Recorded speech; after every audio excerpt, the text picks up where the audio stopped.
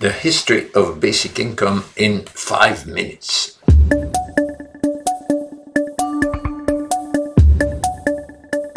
Should we start with Tomás Moro? Not really, because his utopia even hardly contains the idea of a conditional minimum income scheme.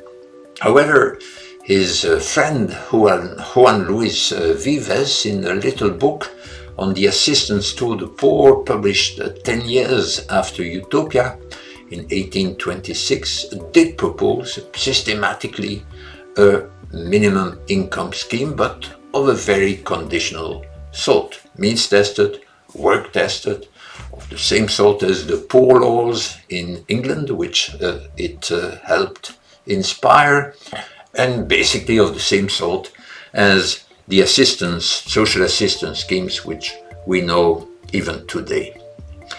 When did the idea of an unconditional income originate? When was it first formulated?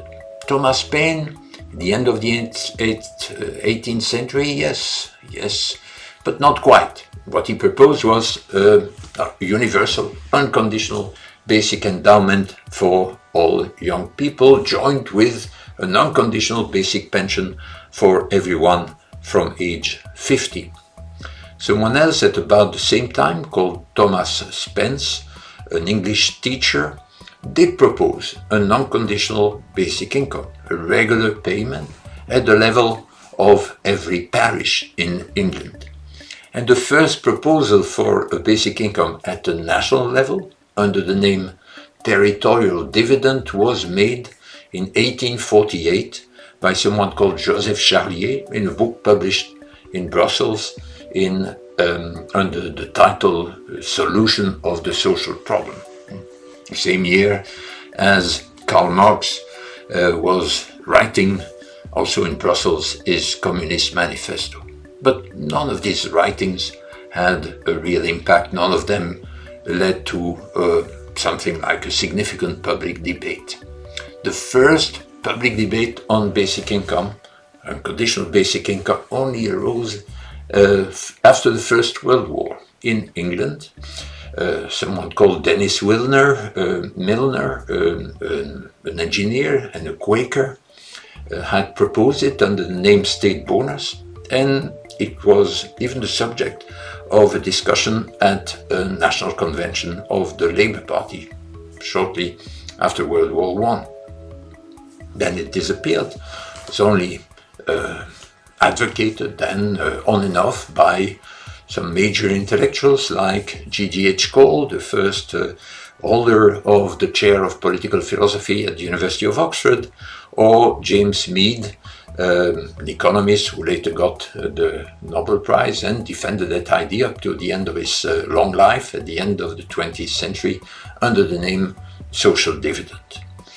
It reappeared then in the late 60s in the United States, where economists like Jim Tobin started advocating it to the point that a candidate for president of the United States, George McGovern, put it on his program, but McGovern badly lost the election in 1972. The proposal had helped inspire a number of major experiments, so-called negative income experiments in the United States and in Canada in the 1970s.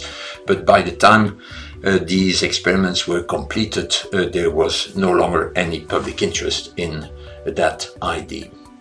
The idea then reappeared under different names, citizens' wage, allocation universelle, universal benefit, and above all then basic income in the early and mid-1980s in various European countries. In 1986, the first international conference on basic income was held in Louvain-la-Neuve, and a network was created under the name Basic Income European Network, BIEN.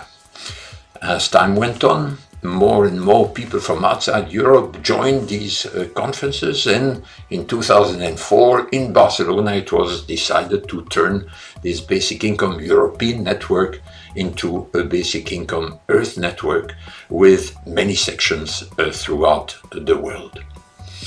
Interest grew gradually, awareness of this idea in more and more circles, in more and more countries, but at a slow pace, until 2016, where suddenly you had a national referendum in Switzerland, you had the decision in Finland to organize the first real basic income experiment anywhere in the world. You had a candidate for the presidency of France, Benoît Hamon, for the Socialist Party, putting that proposal of a basic income, revenu universel, at the center of his electoral program. All this led to far wider awareness of the idea of basic income, far wider popularity of that idea, not only in the countries concerned, but far beyond. And then came the pandemic in 2020, and more people realized that basic income was not only a potential solution for this conjunction of globalization and robotization that led, if not to rarefaction of jobs, at least to a sort of dramatic polarization of earning power in the population. So basic income, as revealed by the pandemic, was also a way of providing a universal floor, a universal basic security that would have made our societies and our economies far more resilient in the face of such huge challenges as a pandemic. That's where we are, with a totally unprecedented awareness and popularity of that idea throughout the world. Will it lead to the introduction of this basic income, universal, unconditional basic income anywhere of the world? Who knows? What you need for that is a lucky coalition between visionaries who can indicate the direction, sensible direction in which we need to move.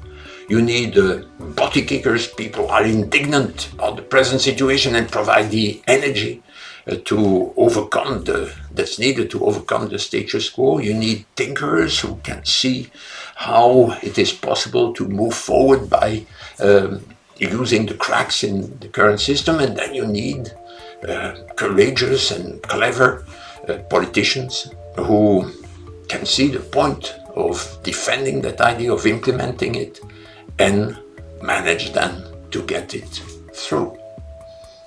Where will that be? Who can tell?